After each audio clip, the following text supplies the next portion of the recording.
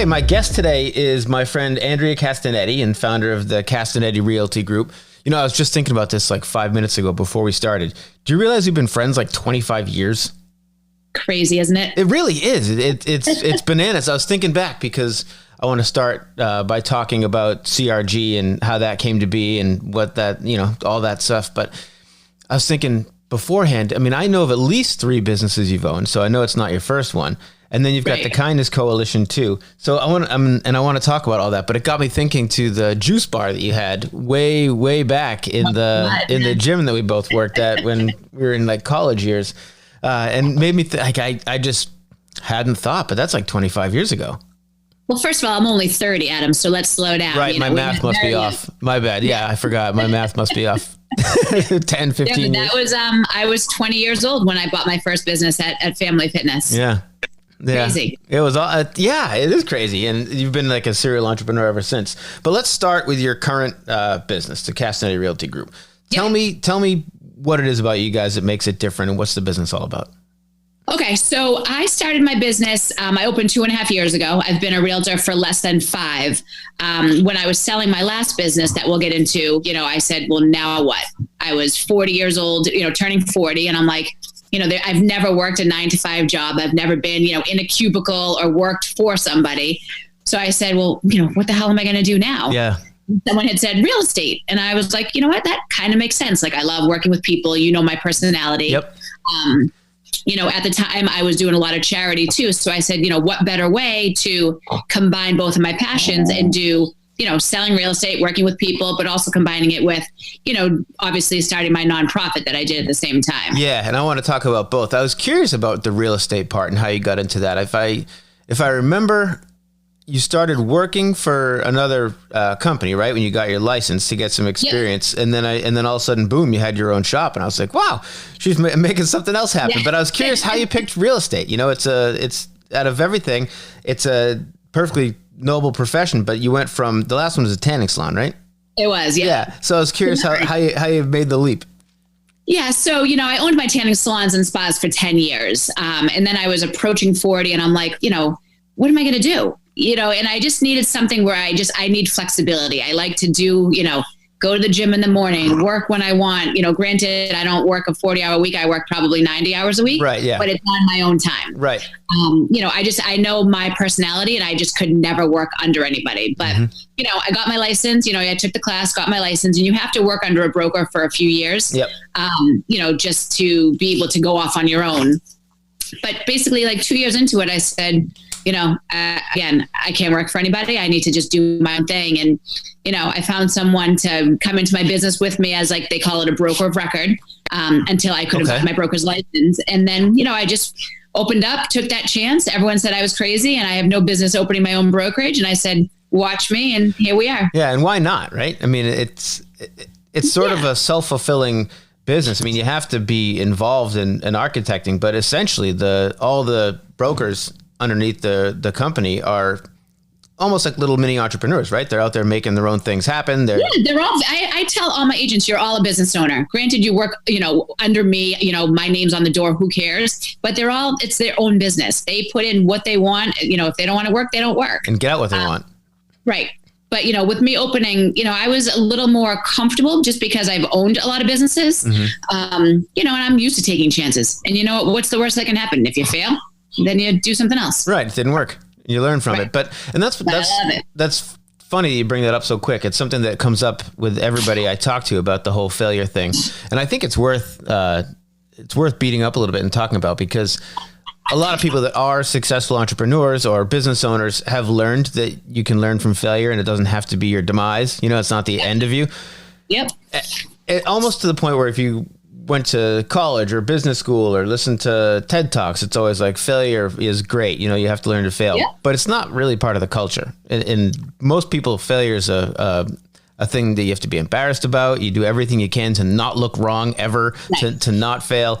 And I think as silly as it sounds, it's an important thing for people that are interested in having a business to just accept that you're going to screw up and you're going to have to just face it and fix it. Right.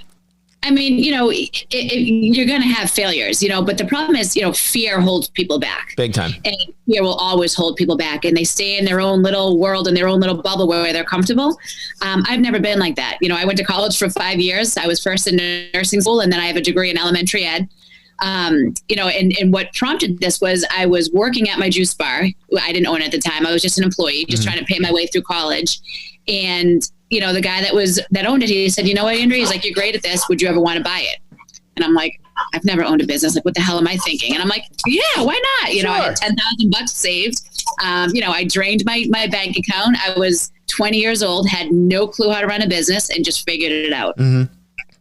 But you got to take chances, and people are scared to take chances. Yeah. Take chances and kind of go into something knowing you don't know it all. I think that's important because you went in, like the juice bar example, you went in knowing how to work there, knowing how to do what the business did, but not knowing how to run it, but figuring you could figure it out and you could go as you go. And I'm not saying that you have to just go into everything blind, but there's always going to be a certain element where you don't know. Like my business is 19 years old this year, and it's not the same business that it was the first year or the second year or the third year or the fourth year. It's different all the time, and it's got to change. And I think a lot of people get locked down by the business plan and rigidity, and here's what my plan is, here's what I'm going to do, and that plan's out the window like 2 months in. I got to tell you, to be honest, so I've owned probably 4 or 5 businesses. I've never had a business plan. Yeah, I'm the same way. Saying that's the way to go. I know, I'm the same way though. But I mean, it's just, you just kind of figure it out as you go. You try things. I tell people, I try to mentor people that want to open their own brokerage and own their own business. And, you have to just take chances and try things that might work and might not work. And, I mean, it is what it is. Like, people are so worried. Sorry about having my dog on my lap. That's all right. This is what happens when you work from home too. It's either kids or dogs or whatever. But again, I've never done a business plan, but I'm always like listening and reading and trying to learn from my veterans and people above me. And, you're going to make mistakes and, but I'm not trying to reinvent the wheel. My businesses have never been, so involved that I can't just figure it out as we go. Mm-hmm. I'm not a brain surgeon here. But if you get it and you have that personality that you can work with people and get outside of your comfort zone, you can be very successful. It seems like all your businesses are service businesses too, where you're dealing with people, helping make people happier or do whatever they need done. And it's always been about taking care of them and putting yourself aside, making sure that's right. And if that's right, then you get taken care of too, as the business owner. Totally. And that's the thing, you have to give to get. Yeah. I mean, if you just expect people to, respect you and trust you and give you things and support you, you have to give back to them. That's in my nature anyways. That's why I, started my nonprofit. It gives me more meaning as well. Mm-hmm.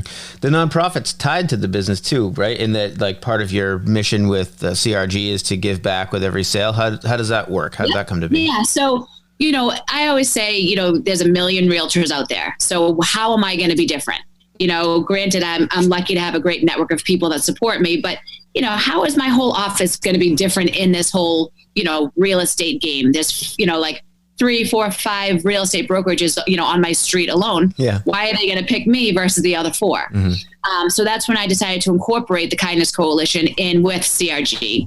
And, we do all my events, everything's like the command center at my office, but our tagline is giving back one sale at a time. Mm-hmm. So after every sale, we donate to a local charity in our client's name. So basically, if I sold a house for you or sold your house, I say, hey, what's your favorite local charity? You say XYZ, we donate in your name to that. And, it's a win-win. That's great. Have you found people starting to pick the Kindness Coalition as their favorite charity yet?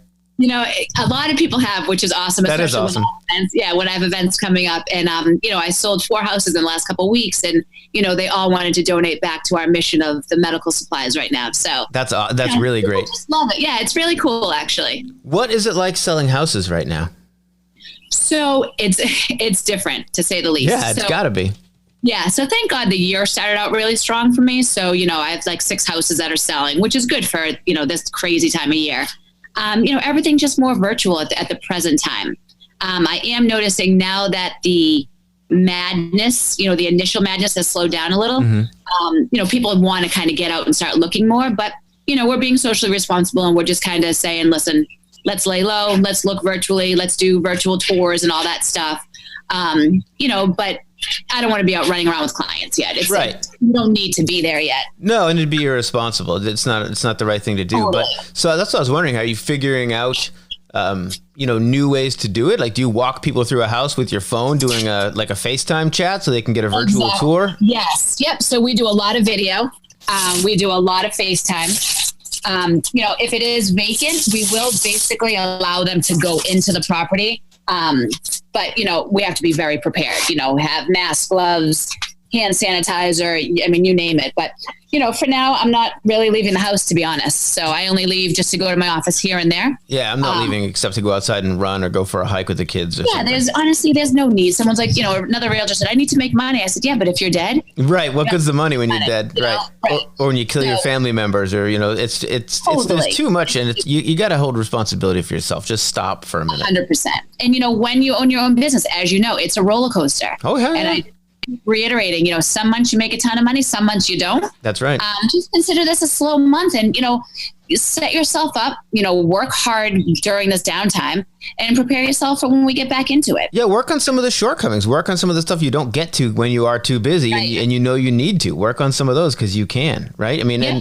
and none of us know how this is going to affect us. Some of us have been more affected than others, some less. Like right. we're lucky in that we have some clients that deal with this type of stuff directly. They sell equipment to FEMA and they sell COVID related or viral related equipment. So they're busy and that's good for us. But on the flip, we've also lost clients that are places that are forced to shut down or things that are just simply not in business. So obviously not going to hire a firm like mine, which is marketing if they're closed. Right. Right. So I'm I have good on one side, bad on the other, and I'm hoping that middle line is just the one I'm going to toe until this is all over and just keep doing the best that we can. But yeah, it's a freaky time. But I'll tell you what I wouldn't do. I had, thankfully it came together virtually anyway, but I had this new client we were trying to bring in, high profile. I really wanted this business as a client of ours, and they're from somewhere else in the middle of the country. And we were gonna have an in-person meeting because it's really important to them to shake hands and know people and all this. And this was 3 weeks ago. Dude was flying into Logan, and Friday, he was reaching out to me, not saying he was going to cancel, but kind of putting his feelers out. What's it like out there in Boston? And I was like, don't come here. Don't be here. Yeah. We'll meet another time. Let's just continue to talk. Let's do the best we can. Just don't come here. This is before everyone locked down, but I already kind of took the family home and we were already kind of laying low, 3-4 weeks ago.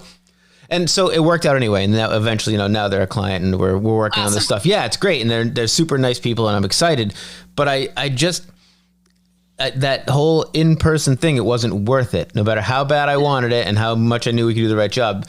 Let's just be responsible. Let's set back, go home. Yeah, it's a weird time, and it's I don't know. I'm one of those freaks where I go out and run still, but I do it in a mask. I actually cover because then and people think, oh, that's crazy. You're being foolish. But then I'm running down the road and a bicyclist rides right by me, breathing. Yeah. You know what I mean? That's why I have the mask on. You can't control everything out there. Listen, I never realized I was such a germaphobe, but everyone's like, why aren't you leaving? I'm like, for some reason, I'm petrified of this. But I think the biggest reason is, in getting all these medical supplies out, I talk to nurses all day, every day. Yeah. And I hear the crap that they face. And it's really, and to hear them scared, it's, if a nurse is scared, a doctor's scared, the average person should be scared. Yeah. I'm not one of those, read everything on the internet and say, oh my God, I'm never going to leave my house again. But I'm going to be smart. Today is really the first day I left to go to do 2 errands. But I had a mask, I had gloves, and it was weird. It is a weird way of life out there. Seeing everyone with masks on, there were only 2 people in the store, but it's just it's an odd way of life. To stay, 6 feet apart from people. And, I'm Italian. We want to hug everybody. We want to be face to face. And it's going to be a long time until people learn to adjust to this. Yeah, I think, I don't know how it's all going to shake out, but I think there's going to be some, maybe not permanent, but change that's going to last for a while, and everyone's going to have to, I hope, start thinking for themselves and making decisions wherein if they decide we need to reopen, everyone go out. Well, probably not going to do that for a while. Right. I'm probably going to sit tight. I already told my wife, like, the kids aren't going back to school this year. They might think they're going back to school May 4th, but guess what? They're not. Not worth it. No, not worth it. Think of how that stuff travels. Think of like Red Sox games or Celtics games or any of that. Like the thought of being with thousands of people, even when we get the green light, like, I'm all for stimulating the economy and getting back to, quote unquote normal, but I wouldn't put myself in harm's way like that. No, Bill Gates was giving a talk about it and talking about the stuff his foundation's doing and all of the work they're doing on multiple things related to this.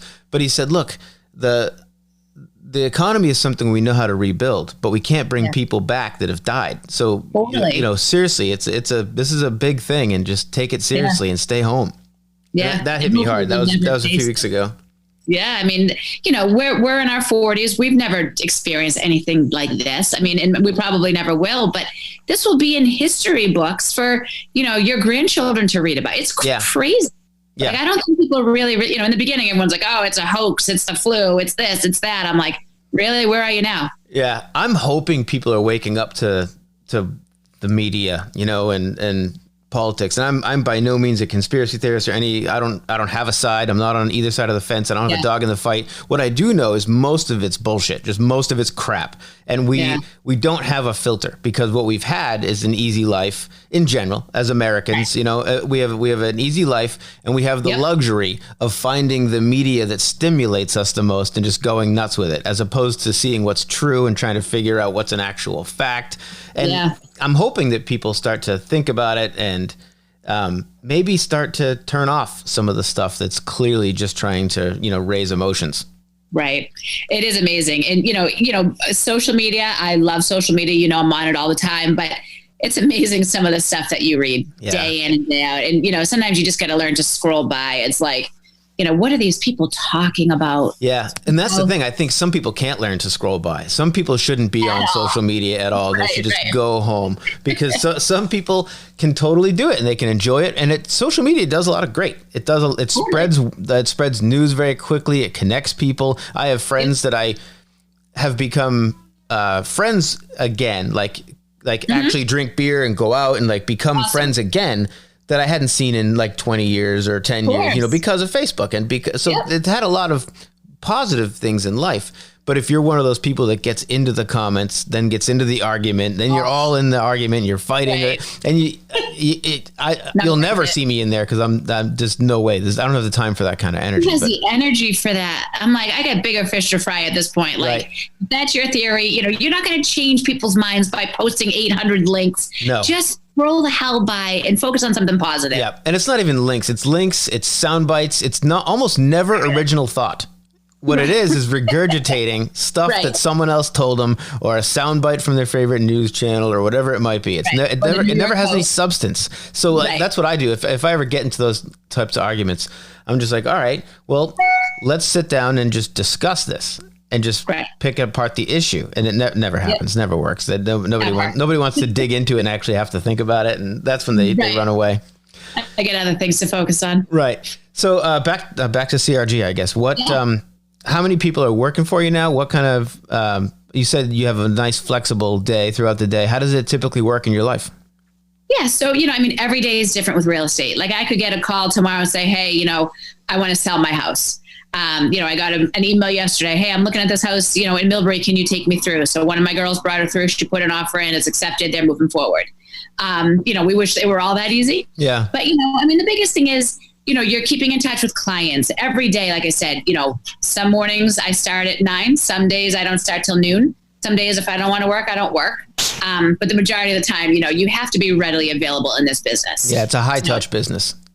100%. And if you're not there and on top of things, they're going to go to someone else that is there and, is waiting obviously for, that type of one-on-one attention. Mm-hmm. So, I'm lucky that, it's just me and the dogs, and, I have plenty of time that I can devote to clients. And in this type of business, you have to. It's hard to, I have people that have full-time jobs and they want to do this on the side. I'm like, be prepared. You got kids, a full-time job, a dog, a husband, all this stuff. Like, that's a lot of juggling. Yeah. And then people are notoriously needy when it comes to a realtor, because from that side of the fence, it's a big deal buying a home. You know, it's not a small thing. It's huge. And you're helping people find a place they're hopefully going to hang their hat for a while or raise some kids or whatever it might be. You know, it's a big deal. Yep. I always say, as a realtor, you know, I don't care how smart you are, you better be prepared to be a therapist. Yeah. When people are buying or selling, they're either pregnant or getting divorced or getting married, downsizing. You know, there's a million reasons, and you need to be there. You need to be able to, you know, to conform to all these different personalities. And, you know, buying a house is probably one of the biggest purchases someone's ever going to make in their entire life. Yeah. So it's not like buying a pack of gum. So, you know, you have to be knowledgeable and, you know, walk them through that process, hold their hand. You know, I always hear, I don't want to bother you. I'm like, that's my job. It's not bother. Ask me. Don't try to Google, you know, because that's the best one. Like, oh, I saw it on Google. I'm like, yeah, don't believe any of that. Yeah. Ask me. I bet you can't really like touch your toes in either, right? Because to actually be good at it and make sales, you really need to know, not just know the market you're in, but you probably need to know what's available. You need to know the inventory so that when someone comes and they're, recently divorced, just moved, had a downsize of their job, whatever the mix is you were talking about, that you have to understand. Then you have to understand what might be right for them, actually right for them, right? You can't just bring up the first 5 houses and show them to them. Of course, you know, you need to have a pulse on the market. You know, what helps with us is, you know, I have 12 people that work with me, and, you know, we do a lot of off-market deals. So someone says, hey, Andrea, I have a house I want to sell. I'm like, great. You know, we have our database of buyers. So we throw it out to them and say, hey, this house is coming to the market, you know, whatever date. Do you want to look at it? And, you know, then they run with it. Yeah. So, you know, it's, you need someone that's like really involved and, you know, this is their full-time thing so they can devote, you know, 100% to you. Yeah. It's cool that it allows you the flexibility. That's always been something super important to me too, and it's not to everybody. Some people like the workaholic. Some people like a rigid 9 to 5. Everyone's different. But for me, I've always liked flexibility where like you, I'll do the 80 hours, but I'm probably going to do 50% of them after the kids are asleep. You know, I can do different times, and I have that flexibility because I like to do a lot of different things, and I have hobbies that I never had before because I've opened up to live different than I used to be the workaholic one, and you know, always grind. And I didn't get more done then than I do now. I just did it differently. Yeah. You know, it's funny. Some people, you know, are creatures of habit. They like to know every Friday they're going to get paid X amount, their 401k, their health insurance, their blah, blah, blah. Yeah. I've never been in that. So for me, this is nothing. Yeah. You know, but I have people that come from the corporate world and they're like, holy shit, this is a different world. Yeah. Like, what do you mean I'm not getting paid this month? I'm like, well, that's life. Right. You know, you didn't make any money, so you're not getting paid. Sorry to be harsh. That's the way it works. Yeah. But I'm very honest too. You know, as an owner, people come in, if they're a stay-at-home mom that has no network, I say, listen, you have a newborn baby. You're trying to get into this. You need some help. It's going to be hard. Like, I'm very honest. It's not an easy job. Yeah. You got to be consistent. You got to be on top of your game. And, you know, I just think what sets us apart is the fact that we just have our little niche, and that really helps. You know, when we do charity events. Yeah. Tell me more about the niche and what does set you apart. Like, what's different about your shop and, like, you know, say one of the big chains? Yeah. Yeah. You know, so we're very community driven. So, you know, we host a lot of events. You know, my nonprofit has these, they're called backpack drives. So twice a year we do one for the homeless and one for DCF. And basically we stuff 1,000+ backpacks for both parties. But we bring the community together. So we usually have, you know, between 400 and 600 people that come, you know, and they get to fill the backpacks themselves. But, you know, I really like to try to bring the community together as much as possible. So, you know, you have all these people that you've never met before, and, you know, it's just a fun day, and kids are involved, and, you know, we're just a little bit different, you know, as far as the charity aspect goes. How did the charity come to be? That was before CRG?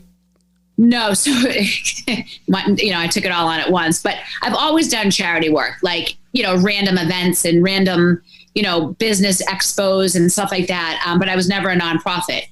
And then I had done one other large, like, online fundraiser, and I raised a lot of money, and someone had reached out and said, listen, I love what you do. You really need to become a nonprofit, you know, just legality wise and, you know, all this stuff. I said, oh, great idea. But I never really thought about it because I just did it, you know, collected money and got rid of it and bought stuff for them. So she helped me set up my nonprofit. And the same time I opened CRG, I opened Kindness Coalition, we call it KC. And then we just combined them, and it ended up working out pretty amazing. It is amazing. It's really cool just to even see it from the outside, like, just on Facebook and being friends with you. It blows my mind how I feel like I watched it come together, where you started to try to help some stuff, and over trying to help a few things, it built itself into an actual organization that now has some structure and a way to cleanly donate, I should say, where you like now it's a proper organization, everything's going. Yeah.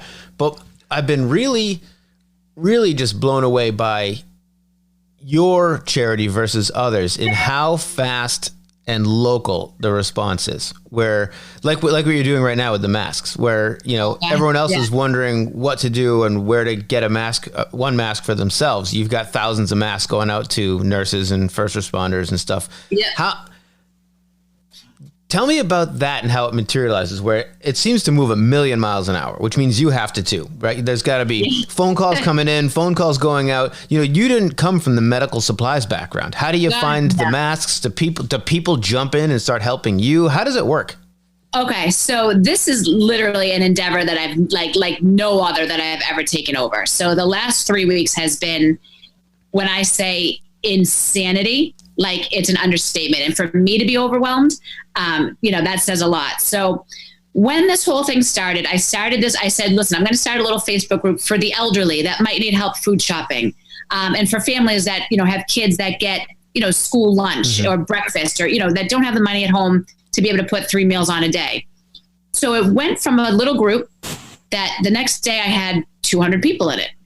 The next day I had 400 people in it. Then I had a nurse reach out and she said, Andrea, I know you have a big network. Can you find me some N95 masks? I'm like, what the hell is that? Literally, I'm like, I'm a realtor. What's an N95 mask? So she explained it. So I put it out there on Facebook, like I use, social media for everything. I said, any of my friends have N95s. And then, a construction guy said, oh, I have 10 for you.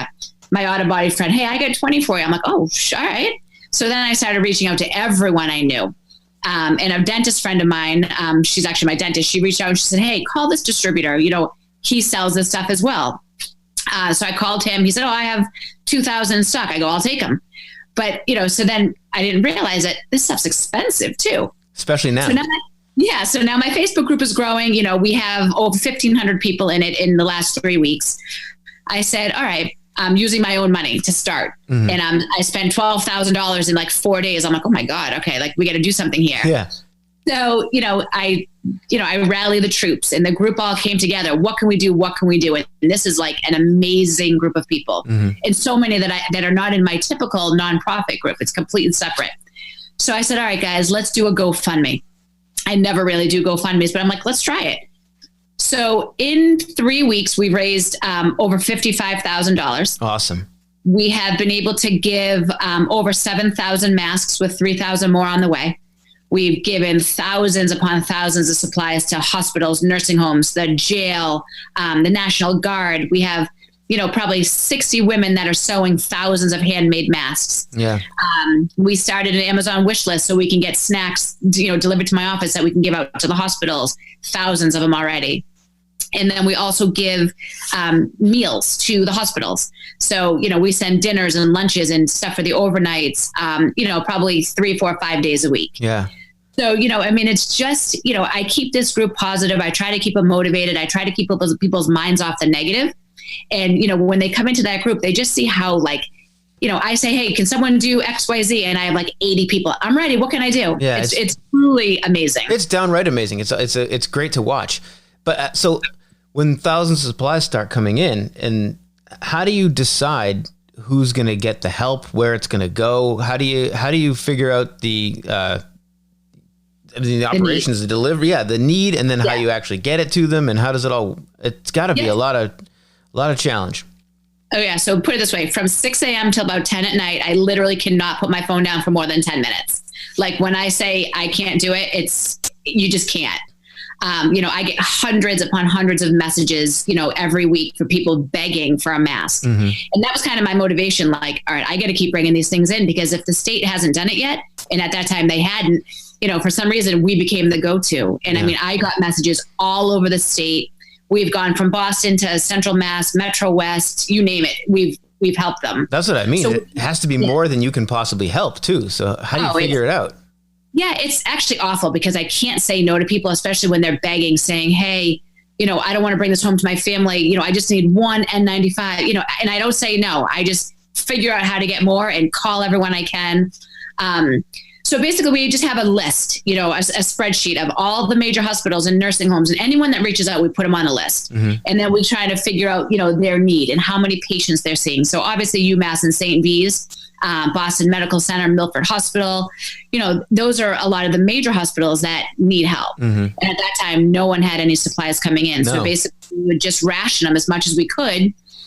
We're lucky we got a lot of donations in the start, from the start. Yeah, it seemed to come together really fast. Crazy. I mean, I have a drop box out in front of my office. It's like a 90-gallon thing. It's filled every day. Nice. And I let people see our progress too. Like if you write me a check, you're going to see where your money is going. Mm-hmm. So people might get annoyed. Oh, another post. Like, I don't really care. I want you to see that $100 you just sent me went to send, UMass dinner for 70 people. Mm-hmm. Or I just bought, 300 more masks with that, $5,000. It's important and people like to see it and they like to see people getting involved and then they want to get involved. Mm-hmm. Yeah, for sure. It's infectious. A bad word for this time, but yeah, people see. That's not any better. People see they see the positive change and they want to help. It's inspiring. I think it's amazing. It's got to feel good, but that's some pressure on you too. I mean, that's deciding where the stuff's going to go. I mean, it's not easy. I think that's a thing that people misunderstand. It's not easy because it's a charity. It's a lot of work. Yeah. Yeah, no, honestly, I've cried more in the past 3 weeks because A, you're exhausted. B, you read these stories and it's so sad. Mm-hmm. Like I tear up thinking about it. It's awful. These nurses that are like, I'm petrified to go to work. I don't know what to do. I just need one to keep me safe. I'm like, oh my God, of course. And I cry with them. I mean, it is like nothing I've ever experienced. And, these men and women are truly, and we call them our health heroes, to hear what they face and how ill-equipped they are. I just decided, screw it. I'm going to make it my mission and I'm not going to stop because they still need our help. It's the right use of the term hero too. They actually are. Totally. They put their lives on the line to do something for others, for people they don't even know, to serve the community. It's actually what a hero is, and it's 100%. Someone called me when I said, first of all, I am not a friggin' hero. I just have a big mouth and a good network, and I'm going to work that as much as I can. And that's what you should do. We should help our fellow man and woman, and if we're able to do it, then just do it. Mm-hmm. Yeah. But I'm ready for this to be over. And yeah, I bet. We all want it to be over, but at least there's people like you that are making it better for some, making it as good as it can, making an impact, which I find so inspiring. So you started out before this happened, helping homeless and helping children in need and that sort of thing. Yep. Did that help you sort of have the framework for this, what's happening now? Did it help you to understand how to ignite that community or how to put some things into action? So it's kind of good that you had some experience, already doing good and delivering. Yeah. I'm good at, trying to just rally the troops and, I'm good at the big stuff. And then it's great to be able to delegate to some people that want to take over their different departments, we call it. Yeah. One of my friends is in charge of the sewing. One is in charge of the meals, and you have to do that because honestly, with a project this big, you can't do it on your own. No, I have trouble wrapping my head around it. Just watching from the outside, there's so much management that has to go into getting the money, sourcing the supplies, getting the supplies, then divvying the supplies up and getting them out to the people that need them. Never mind bringing into it the meals and everything else you're talking about. Yeah. It's, when you think about it, and then I also have to weed through the scammers and the price gougers and all that bullshit. Mm-hmm. It makes you so angry that, I had one guy reach out, oh, I can get an N95 mask for $750. How many do you want? I'm like, he's like, we really care. We don't want people dying. I'm like, are you out of your mind? Yeah. And then it makes you angry. Like if you really gave a shit about people, facing this head on, you're going to charge me $750 a mask. Right. It's 100% markup over an already marked up mask. Exactly. So you find the distributors that you can work with and you just, hustle and keep raising money and thank people personally and, post on social media, thanking all the businesses that are stepping up. We have so many restaurants that are local that their businesses are down, 50, 75%. Yeah. Yet they want to donate all this food.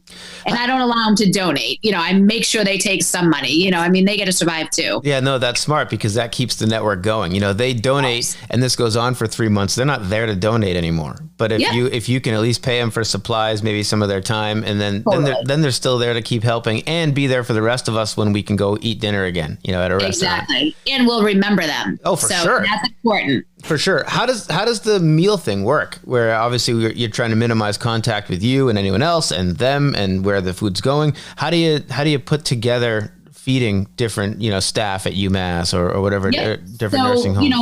A lot of people reach out direct and say, "Hey, Andrea, what about this overnight shift?" And because there's so many units and departments and locations, it is mind blowing. Mm-hmm. So we keep our little database and we say, okay, we've donated to the ICU today. We're going to do, this ER. We're going to do this nursing home.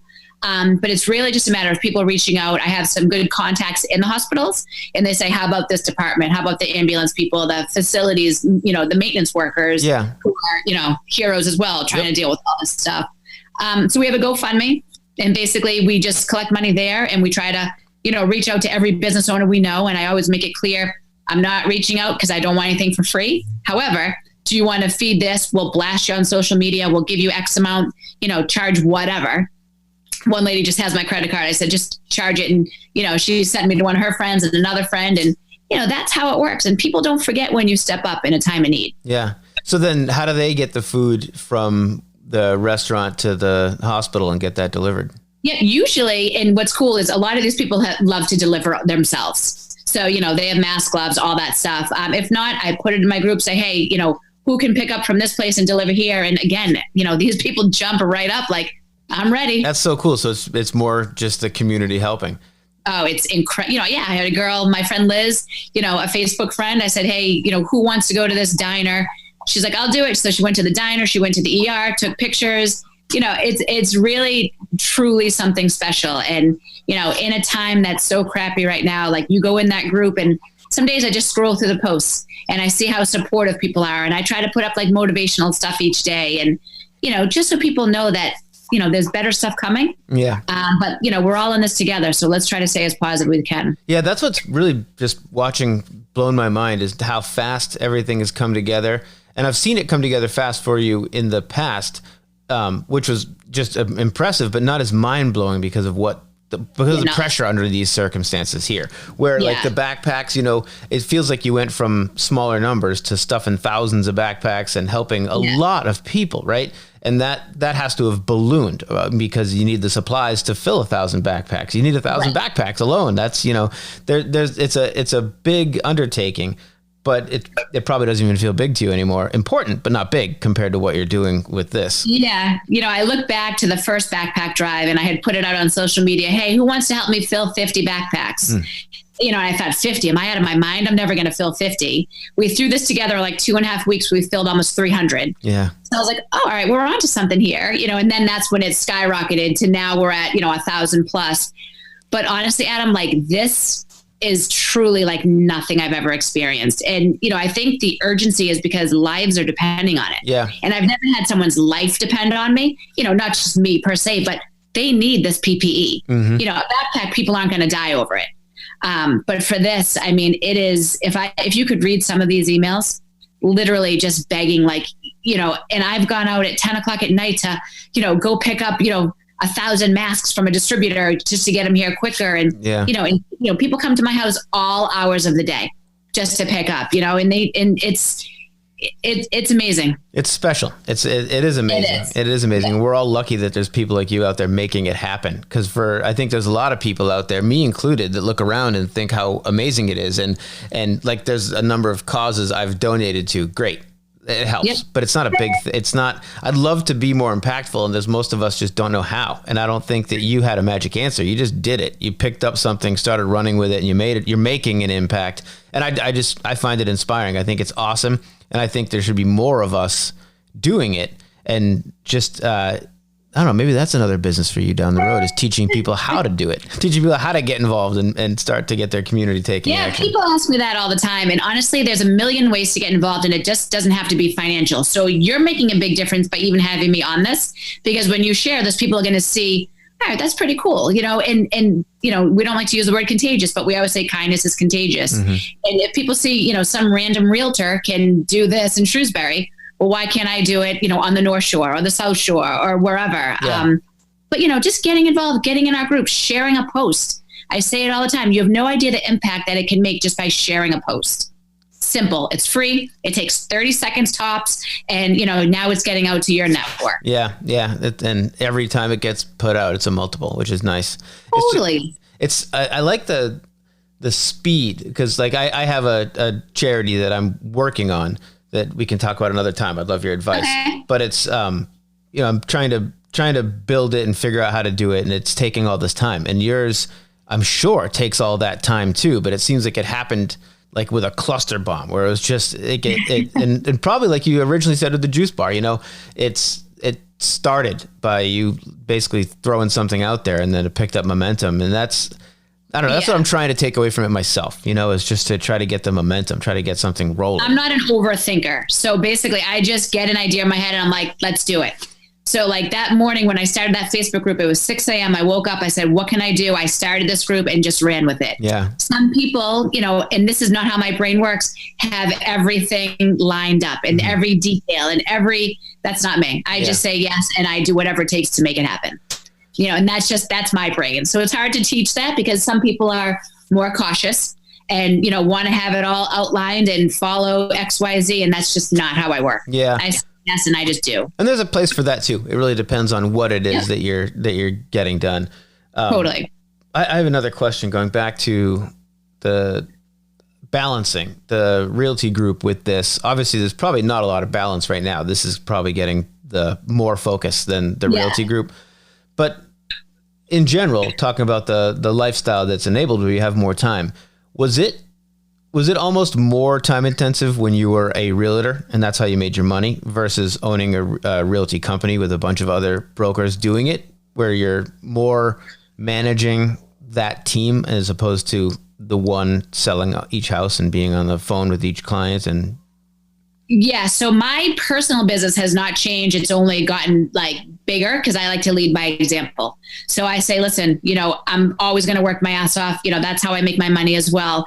You know, my goal as an owner is not just to make money off my agents. So I try to do all the training and be there for them one-on-one and, you know, have weekly meetings and do all this stuff. But I also have to sell, and I like to sell. Like I'll never be that owner that sits behind the desk and, you know, shouts out all these orders and does this stuff and doesn't sell anything. Like I like to be out there. I like to list homes, do open houses, do all that stuff. So that's probably never going to change. You know, as I get older, I'll probably get more tired, but you know, it's funny how that happens, isn't it? Right. But for now, I still have some energy, so I'm good. But, you know, I like working with my agents one-on-one. I love being in my office. You know, that's one thing I miss. You know, I love seeing people in and out and, you know, they just come in, sit down. It's a very relaxed office. They can bring their dogs and kids and, you know, whatever. Yeah, I bet that's nice. The different people all the time and just being able to interact and have a human conversation around what is it you're looking for? What do you want?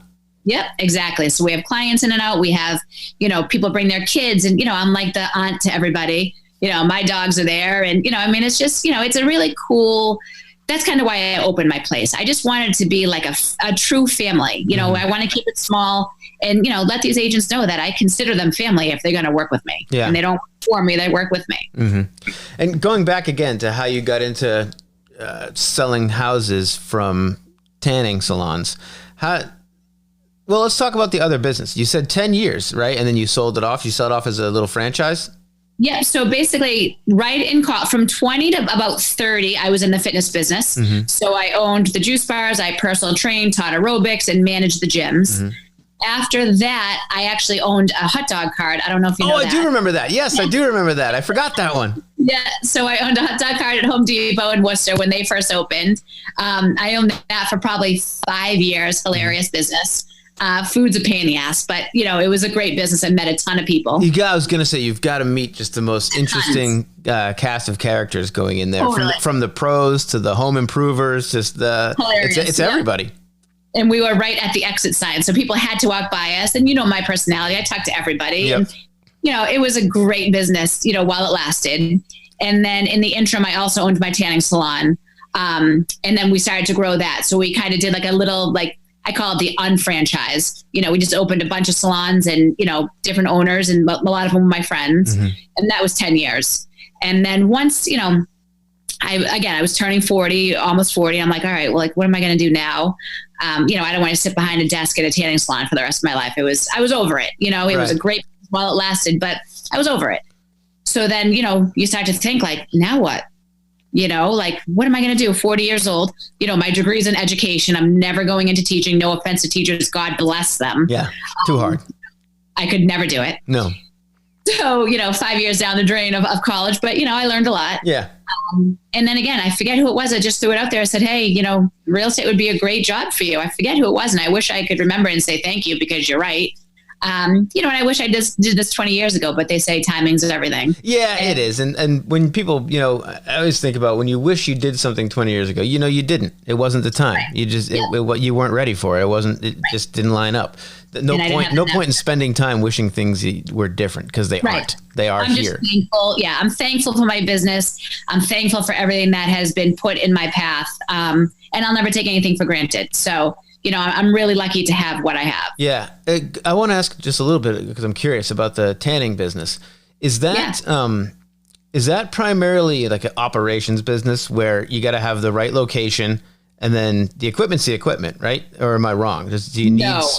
No, you're wrong. Definitely wrong about that. So, back in the day when we were at the gym, you could stand in one of those tanning booths and it was, ancient and, it had the chain link fence in front of the lights. Exactly. Just crazy, right? Like burning your skin off. Yeah. But, back 10 years ago, 8 years ago, you had to have state of the art. Mm-hmm. And this was expensive. These beds are expensive. You need a good location. One of my salons was right in White City in Shrewsbury, which is, where that is, right? Yep. So, big, huge shopping plaza, tons of traffic, but, you got to have the state of the art stuff. If you want to have the old gym equipment, sure, but you're going to charge $5 a tan versus, one of our beds was $25 a tan. Yep. But once you have that equipment in place, it just sits there and serves the business, right? So it's more of, it seems like it's more of, sure, you have to find the right equipment, but once you do, it's about having the right place where you can get the people to you, right? And then finding a way to get them in the door. And that had to be a challenge, the marketing of the business, right? Because everyone tells you should never tan. It's terrible. Don't ever tan. Right. Don't ever go in the sun. Don't ever see nature. If you're going to listen to a dermatologist, right now is the ideal time to a dermatologist, right? Everyone's staying home and indoors. So how do you balance that with, you don't have to, not really how, but it has to be a marketing angle, right? Of how do you get people to come in? Was there a consumer education part to the marketing, or is it more about deals? What worked? Yeah. So there were a bunch of things, and I actually turned it into more of a spa. So we had tanning, but we also had different types of spray tanning. We had skin services, laser hair removal, teeth whitening. We had all that stuff. One of my salons had a hair salon in it. So we made it more of a spa. Mm-hmm. For the people that want to tan, your stuff is right there. Go for it. Here's a deal. And you always have to do different deals. Yeah. Every month I had a different special, different incentive. You'd be weird if you didn't have a deal. You can't just go in for one. You need at least a 3 package, or it's got to be something. Yeah, monthly specials, all that stuff. Buy one, get one free. You have to be creative. And, luckily I'm pretty good at marketing. So I just said, all right, we're going to do this month, and free bottle of lotion, do whatever. Mm-hmm. But you got to get people in the doors, but you also have to sell them. If you have a crappy personality in any business, like when I get my nails done, if you suck, and I don't want to talk to you and you're rude, I'm never going back. Right. You will always have my business if you are a good business owner. There's a restaurant friend of mine, and I met her just by going in there. It's a sushi place in Northborough. She makes it a point every single time to go to every single table, every single night. She knows everybody's name, and I learned from that. I'm like, that is honestly awesome. Yeah. Cause you will think about the way it makes you feel when she stops by the table, that's everything. Yeah, totally. So, it's just, you learn little things when you own a business or are thinking about owning a business, try to learn from the best, I say. I look at these people, I'm like, that's what I want to do. Yep. So, yeah, that's awesome. So then when you do flip to real estate, which is totally unrelated. Now it's not about your office being in the right location or having the right equipment. So all of what you had applied, not that you didn't learn tons about business, and that, of course, you can apply all that knowledge. But I think it's fun and awesome because I've owned other businesses too, and none of them were really related to the main one or to the to what I do for a living. And that's why I did it. That's what made it fun, was to do something totally new, to be a complete amateur and try to figure it out. And that's what was fun. So that's got to be. But it seems like you put it together fast with the real estate thing. You said under 5 years now, right? And you said 12 people working at the firm now? Yep. And we've won, knock on wood, a bunch of like best realtor, best residential brokerage, and we're still the newbies. So, we had to work really hard to prove ourselves. So my goal was just to make it known that, I'm a realtor, I'm in this, I'm in here for the long haul. I'm literally at your service, whatever you need. And then this is our mission. We really want to take care of our community. And, I always say we're more than just realtors. Yeah. So over the years and all the different businesses, is there any recurring lesson or underlying lesson you've taken away from owning business? Yes. Make every single person that you come in contact with feel like they're your only client. Yeah, that's huge. I agree with that. And it's, say it enough. I didn't learn it early either. It's something that's a lesson that comes, I think, with humility, and it comes later, at least for me. But I completely agree. Doesn't matter if it's a big client, small client. Doesn't matter. It doesn't matter if it's a shiny client that you can show off or it's something you have to keep secret. It's making them feel because they are. Right. If you're dealing with them at that moment, they are the most important client because they're the one you're talking to and they're the one you're servicing. And for a long time, I thought, for me, it was like, I just didn't have my head in that place. And for me, it was, well, they pay me, I do what they need. And it was more, I don't want to say it was transactional, but it was more transactional than it is now. Now, I honestly look at it like these people are helping me feed my kids and pay for goalie clinics and stuff, where it's all just related to my life now, where I used to think of my business as a business. I used to think of clients as clients. I just don't have that mindset anymore. Now it's all related. There is no work life. There's just, this is my life. That's what I do for work. And this is how it all affects everything. So, I mean, I'm more open in my relationship with clients now too, where it's more just look, you're either going to be my friend or you're going to get rid of us, because it's just going to, it's going to be open and I'm going to be candid, and it's just going to, this is what you get. Yeah. I always say, when a new client hires me, I say, this is like a relationship. If I'm selling your home, like we're going to be in a relationship for the next 90 days per se. Mm-hmm. I want you to feel 100% comfortable with me. And, and I take care of people. That's the biggest thing. So, if you're my client, I'm looking at you as, I want to help Adam's mother, brother, sister, cousin, and best friend, not I want to close this one deal with Adam. Yeah. And I try to train new agents with that because, they're so concerned about what their first commission is going to be. And I said, listen, who gives a crap about your first commission? I know you need to make money, but you need to look at the bigger picture. Right. You want to get 50 referrals out of these people. And I've sold $1 million homes. I've sold $80,000 condos. And again, you take care of them the same. It doesn't matter how much you're making or how much the house is. Because again, referrals are the name of the game, and appreciation and truly taking care of people. And even when I'm all over the place, I'll still stop what I'm doing. If you have a question, I'm going to answer it. Yeah. Or I'm going to get to you, as soon as possible and let you know that I'm working on it. Yeah. And it's hard to do, but it's important. Mm-hmm. It's important to let people feel that way. Yeah. So, we're almost at an hour, and I want to be aware and cognizant of your time because you got more important things to do than talk to me. But I have a couple more things I wanted to ask you about. You got the key to the city from Worcester for some of this charity work. Yeah. I just wanted to bring that up because I think it's worth bringing up. And what's that like? It was really cool, and it was such a huge surprise. So people that really know me, like I do a lot of charity, and yes, I'm out there like on social media, but when it comes down to like being recognized or like praised, it's not my thing. That's the first thing I thought of, was that you would be like squirmy. Yeah, it's just not my thing at all. Like, we did an event in the park 2 years ago and everyone's like, get up there and talk. And it's just not my thing. I can rally the troops and motivate everyone, but I don't like it to be all about me because it's not all about me. Mm-hmm. I always just say I'm the mouth, but it takes all these people to come together to really make it happen. So I really want the focus to be on them. But, I just had to, suck it up and, show. I mean, it was a huge honor, obviously. Like you don't get the key to the city every day. No, that's a big deal. It almost seems like a like a cartoon or a movie thing. Like it doesn't seem real. I've never met anyone else that got the key to a city. I don't Yeah. I mean, I literally, like when someone said, you're getting the key to the city, I'm like, what? Like, what did that even mean? What does it mean? Yeah. It's just, they look at it, it doesn't open some vault. I wish it did, but, it's just one of those honors, like getting a trophy. Yeah. To say, and you get like these merits and, these awards. It's pretty cool how, all these people come together and they come out and, they just recognize the good stuff that you do. And that's motivating to me too. Yeah, that is awesome. And I'm just going, in random order with questions I still have. So, bear with me. I go off on tangents. Going back to the backpacks, you had a mission. You were trying to help homeless folks as well as kids. Do you stuff backpacks for both? That's something I wasn't clear on. Not on the same day. So in the fall. No, but for both you do? Oh, yeah. So it's just a different backpack that gets filled, right? Different Exactly. things? So in the fall, we do for the homeless to get them ready for winter. So we do all cold weather gear, hand and foot warmers and snacks and, socks, hats. I just gloves. love how practical it is. You stuff a backpack and then hand it to them. They can put it on, take it with them. They've got challenges of, how to bring things around with them and what they can keep.